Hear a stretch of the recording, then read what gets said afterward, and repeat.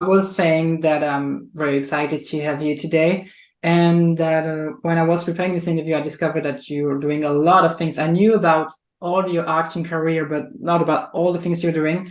And I wanted to start by asking you, how do you maintain a right balance between your acting career and all your other projects? Yeah, and that is such a great question that I don't know if I have a full answer to, but I feel like for the most part, I'm just really lucky that I got to start being creative so young. I started when I was 10 years old doing commercials, and then when I was 13, I did my first film, and I started directing theater when I was in high school, and then the jobs that everybody kind of knows me for came after all of that. But I think because I've gotten to do that for so long, I'm in the lucky position of being able to follow my heart with things. And so, when something like This Is Us came along, I loved the show. I loved everybody involved. It was something that I felt so honored to be a part of. So that made sense for me as an actor. And then in the midst of that, there were other projects that came my way as a director where I loved the showrunner and I loved the writers and I loved the actors involved and I loved the story. So I've been trying to just follow my heart to go to the projects that I feel the most drawn to, whether it's acting or directing. And then it's kind of created its own balance in a way. I think the stuff that's tricky is the extra stuff, Jen's bookshelf, my book club, the things that I'm producing on my own, the projects that I'm writing, everything that I'm doing through my production company, Apartment 3C, that's the stuff that I have to fight so hard to have time for. Because, it's like the acting or the directing job is sort of like the day job. And then all the production company stuff is like in addition. So I have to really carefully kind of carve out time for that and make sure that I'm able to stay on top of all of those things as well. And sometimes that cuts into, later in the day or crazy early hours in the morning. Sometimes there are some weird sacrifices that have to happen to be able to get that stuff done for sure. Yeah, and so you were talking about your podcast, The Bookshelf, and I wanted to know what inspired you to, launch a podcast, and how did sort of the idea come about? Yeah, it was such a natural thing, actually. I love reading and I've always loved reading. I mean, when I was a kid and you couldn't find me, I was in the library always. I just like I was always obsessed with books. And especially when I was working on Once Upon a Time, I always had a book with me. I mean, I've always had a book with me on set, but I think especially in that stretch of time, it was like if I had 10 minutes here or there waiting for a setup or 30 minutes over lunch or whatever, I was always reading. When they were doing my hair and makeup in the morning, I'd be reading. And so I was reading like, I think a couple years I read like 100 books a year. And for the most part, I would say I was averaging more like 50 books a year, but I was reading a lot. And I could never get my hands on enough material because I would read like 100, 200 pages a day. And I love fiction. It's a part of my process as an actor and a director. And it's also I just love it. I just love escaping into it. So it came from a true love. And because people started realizing how much I read, people were naturally asking me, what are you reading? What do you recommend? What do you love? And so, I kind of naturally sort of was referring things and talking about things, and people kept being like, are you going to start a book club? I feel like, you read so much. And so then during the pandemic, there was more time to be able to think through all of this. And I also have a relationship with the Young Lions at the New York Public Library. And they have a book award every year where they have 5 finalists who are writers under the age of 35, and then they pick a winner. And so because I had a relationship with them, I started talking to them, and they were like, listen, if we want to mutually support each other, like maybe this would be a good partnership. And so they helped give me access to the authors so that I could interview them. And it started just as a YouTube show, basically, because we would do it on Zoom like we're doing here. And I would interview the authors, and it would just come from my genuine curiosity of like their process and their creative thoughts and how they came up with the idea and how they executed the idea. It was just my own curiosities for these authors, and then once we did that for a season of a book club, we realized that we could probably reach more people and make it easier for people if it was a podcast. So then we transformed the YouTube show into a podcast. So the first season is now all on podcast and available. And then the second season, we just started from the get-go as a podcast. And that way, you know, people can listen in their car, they can listen while they're walking or working out. It's a little bit easier for people to access. And we have sponsors now, you know, so it was interesting because it was like a natural, I just love reading, and I'm obsessed with talking to these authors, and nothing makes me happier than talking to them. So it was just kind of a personal thing that I loved that we've harnessed into a podcast, and now people get to experience my curiosity with these authors through the podcast. And are you doing everything yourself? Yeah, like contacting the authors, doing the communication, editing, all that stuff by yourself? Not by myself. So my husband is a producer on the podcast, as well as Amanda D'Souza, who's my assistant, but she's also a producer, and she's really talented. She's like she's one of those jacks of all trades. You know, she's someone who can write, edit, produce, you know, really, really smart. And so it's the three of us basically. So she helps with the editing, and my husband helps with the editing. He's really been helpful in terms of finding the sponsors and cutting all the commercials in and things like that.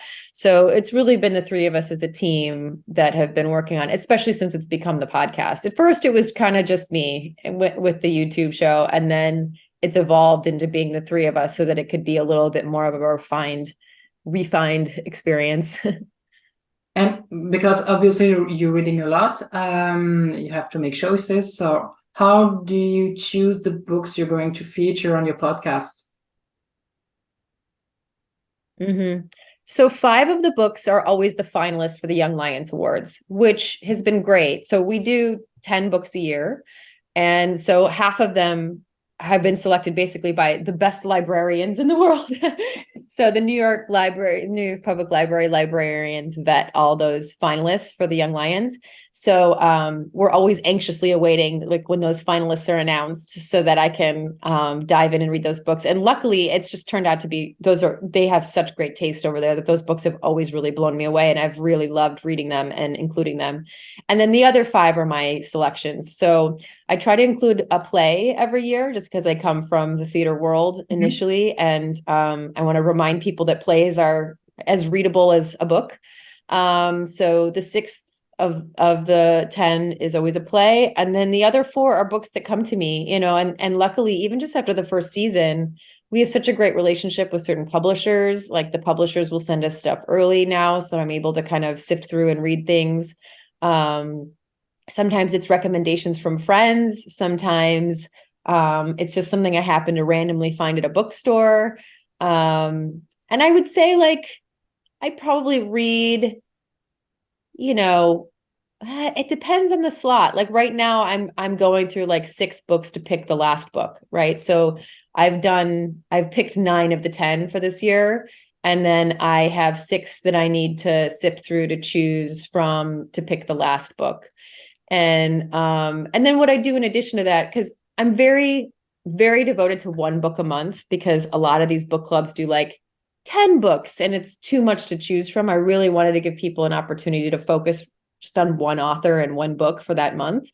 But what I do is like an honorable mention at the end of the year. So, you know, if I'm reading 6 books for every slot, or 6 or 7, or sometimes 10 books for a slot, you know, there'll still be 2 or 3 in there that I'm like, oh, I kind of wish I could have included them. So I will put them in the honorable mentions at the end of the year. So that if people were looking for some more recommendations, those will be there. And is there a book that you've discussed on the podcast or not that has like a significant impact on you personally? Like, for example, for me, it's not a book, but it's more a show. The show Charm literally changed my life, and that's because of it that I got interested in entertainment, and I'm basically here talking to you today. So yeah, I'm talking about that kind of major impact. Yes. Yes. And actually, ironically, it was the very, very first book that was a part of the book club, which was called I Will Die in a Foreign Land by Kehlani Pickart. And I don't think it was just because it was the first book, but there was something about the timing of what was going on in the world, because it was right as the Ukrainian war was starting. And the book is about the 2014 protests. It's historical fiction. So it's based in like a historical moment, even though the characters are all fiction. It's set in 2014 when protests were going on in Ukraine about their government deciding to have their trade agreement align with Russia instead of with Europe. And a lot of the people preferred Europe. And so there were all these protests in the country. And a lot of the turmoil in the country then is what led to what is happening there now. And I didn't know anything about that part of the world at the time. And so when we found out there was this war, I was like, wait, what happened? How did we get here? I don't know a lot about this part of the world. So it was such a well-researched book that I learned a ton. And then also the characters were so beautiful and so rich. And there's like 6 different characters that move through the story that by the end you realize all intersect in a way that you don't see coming. And spoiler alert. There was just something so magical about the way Kehlani wrote the book, and the amount that I learned mixed with these characters that I cared so deeply for. It's a book I think about every day. And I really would love to someday maybe turn it into a film, or maybe like a 6-part miniseries. I don't have the rights to it right now. Someone else has the rights to it, but it's the kind of thing where I'm like watching it because I care so much about the story and these characters that I would say of all the books that we've done so far, that's the book that's really stuck with me the most. Okay, that was one of my questions with your director's hat on. When you read a book, do you ever imagine it being adapted for television or cinema? Yeah, I think that that's always a part of how I read. I don't know that I could take that out of my process. It's partly why I think why I've enjoyed reading so much is that I imagine things as I read it. It's like, for me, reading is like watching a movie, because I just see it in my head. That doesn't mean all of them would be good movies, but I do visualize it while I'm reading it. And so it's tricky though. It's really tricky with books because there's a lot of books that I really love that are very internal. And so things that are very internal are tricky to put on the screen because they're not super active. Like, we need to see things happen on the screen to be engaged and to really want to watch the movie or the television show. And if it's a book that's deeply internal and it's a character thinking and pondering things, it's hard to actually like turn that into something. So it's rare that a book crosses my path where it feels like it would be, not only could it be visual, but that it would be a good movie that people would really want to go see. You know, it's a tricky leap to go from the page to the screen. Yeah. And looking ahead to the future of the podcast, are there any specific themes or authors that you'd like to explore or talk about? Yeah, I haven't been specifically chasing certain themes. I've been, again, I'm a big gut person, I guess. I've been just kind of following my heart in terms of things that I've been enjoying. It was important to me this year. I wanted to do some magical realism. So I did find Dave Hurlow wrote a book called Deep Sea Feline. He's a Canadian author. So I was really excited to include that. I think because, having been on Once Upon a Time for so long and having a fan base that really enjoys that magical realism and the different worlds and things, I wanted to make sure I was starting to find some books that would really, not only be something I love and something I would naturally read, but also be something that would kind of touch on those themes. So that was something that was important to me this season. And I don't know, beyond that, though, it's really just been whatever I really enjoy reading. There's nothing that I've ever put on the book list that I wouldn't genuinely rave about. Like they are all things that I naturally love. And I'm determined to stay that way. It's like I don't want to be kind of I don't want our choices to ever be altered by other entities. I definitely want it to always stay something that is genuinely just books that I've enjoyed reading. Yeah, and you were talking about Once Upon a Time. It's a very unusual story. As we're talking about books, what was your first reaction when you discovered the kind of unique approach to revisiting fairy tales? I loved it. The pilot episode when I read it of Once Upon a Time just absolutely blew me away.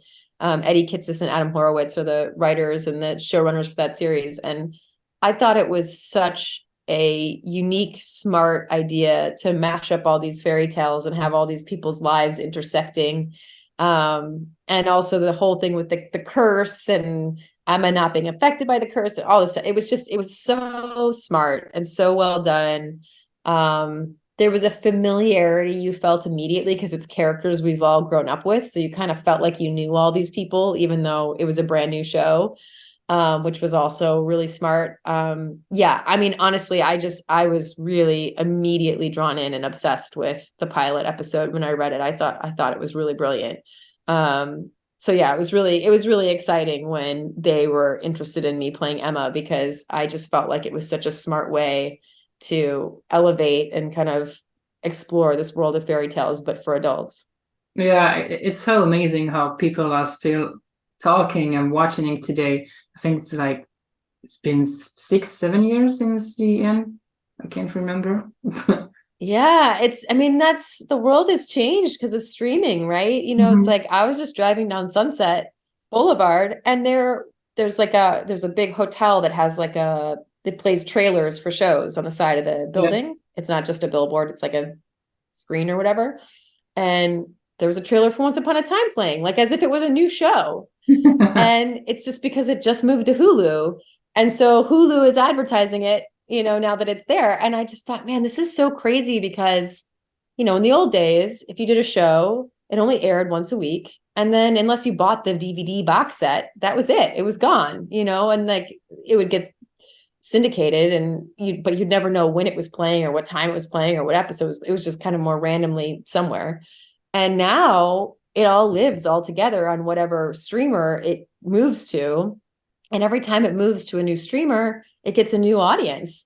So it's like I run into kids who are 5 years old who are watching it for the first time, and in their minds, like it's current, like they think we're making it right now. Yeah. So it's such an interesting time to be an actor, because your work, if it's as successful as that show, it doesn't go away, like it just stays as if it's brand new, because it's always there on the streamer. I mean, as long as they don't get rid of it on the streamers, which I know is happening to some shows, but yeah, it is interesting. It's like I'll meet people who are, in their 40s and like, oh my gosh, I was watching that when I was in college. And then I meet people who are like, 10, and they're watching it for the first time now.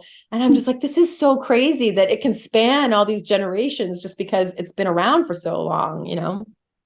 That must be a great feeling though. And like for months, all actors, actresses were on strike looking for a fair deal with studios. And with the entertainment evolving so quickly, like you just said, how do you see its future and your place as an artist in this like ever-changing landscape? I think it's a great question, and I don't think anybody has a clear answer to that, because it's really hard to tell where technology is taking us, and you also can't fight technology, right? I mean, it's here and it's going to keep evolving. There's nothing we can do about it. I try to look at it as, how do I use the technologies that are developing for good? How do I add to my projects by using them? But I think it's a really tricky time, because we can't stop technology. We can't count on things to be the way they have always been. You can't just think, oh, well, if I sort of climb through the process in a certain way, that it's going to go a certain way for me.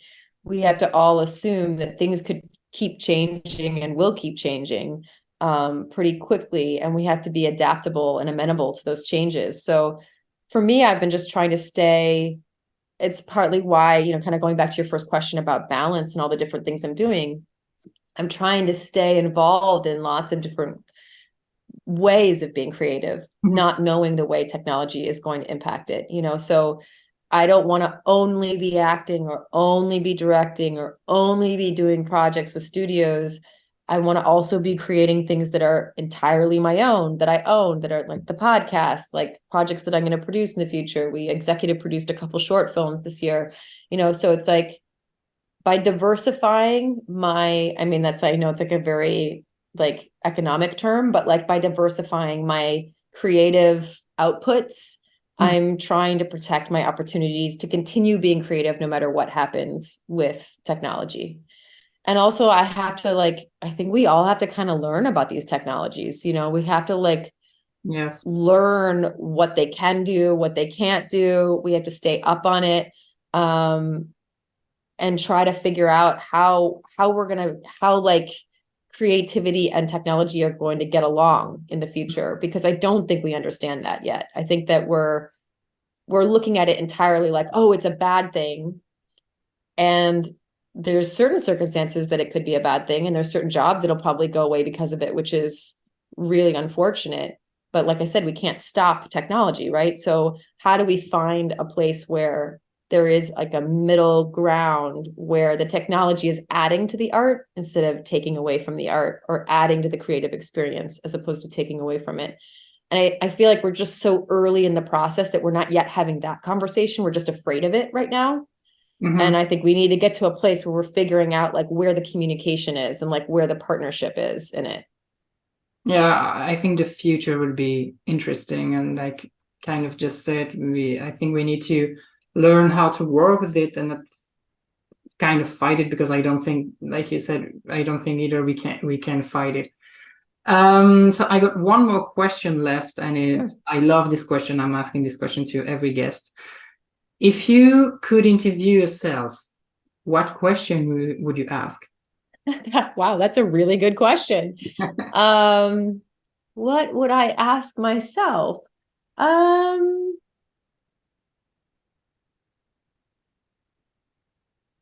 guess what I would ask myself, I'm trying to think of something that people don't usually ask, because that's obviously the question we all want to answer. I think I would ask myself what it is about creativity that drew me to choosing an artistic career as opposed to choosing, a career that was more traditional, like teaching or being a lawyer, not to say that there isn't creativity involved in all those careers, but I assume you want me to answer my own question. Yeah. Yes. I had a moment that I really remember. I very vividly remember. I was in the hallway of my high school, Prospect High School in on Prospect, Illinois. I was, I think, a junior in high school, and I was involved in a lot of things. I was a good student, and I was kind of trying to do everything. I was I was in the show choir, I was in the plays, I was in the marching band, I was also on the math team, and I was also in the science club, and I was also in the student council, and I was on the soccer team, and I was a cheerleader. I mean, I was literally trying to do everything. I just didn't want to miss out on anything. And I was really running myself ragged. I mean, I was in all AP classes. I would have extracurricular activities until 10 o'clock at night at school. Then I would go home, and then I would do my homework until 1 or 2 in the morning. And then I would only get like 4 hours of sleep, and I would be back up and going to school, and I would be exhausted during school. So it was just like, it was this endless cycle of just a lot of stuff, but I didn't want to let go of anything. And so I had this moment where I really thought to myself, I have to let some of these things go so I can be really excellent at something, not just good at a bunch of things. And what can I picture myself doing that wouldn't feel like a job, that would feel like I really got up excited for my day every day? And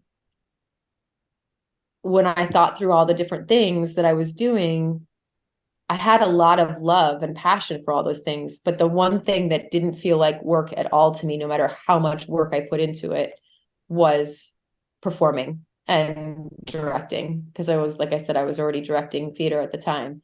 And I thought, okay, I'm not going to stop doing all of these other things, but I need to cut back on some of those things and really put my energy here and focus on the thing that I think would make me happy every day.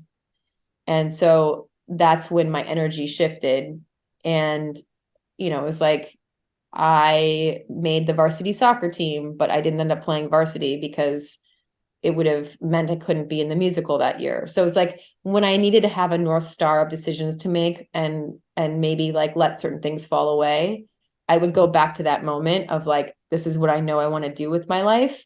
And then I would make decisions based on that. So, yeah, and I mean, ultimately, I don't regret that. I feel like I can genuinely say that I've had a life where no matter how hard I'm working, it doesn't feel like work. I really love what I do. So, and we work crazy hours. Sometimes I work 20, 21-hour days. It's like when I'm directing, there's really no end of the day because you take your work home with you when you're directing. And even when you're acting, you come home and you're memorizing, and it really is a very full-on career. But when you love it, it doesn't feel like work. You just enjoy the passion of what you're doing. And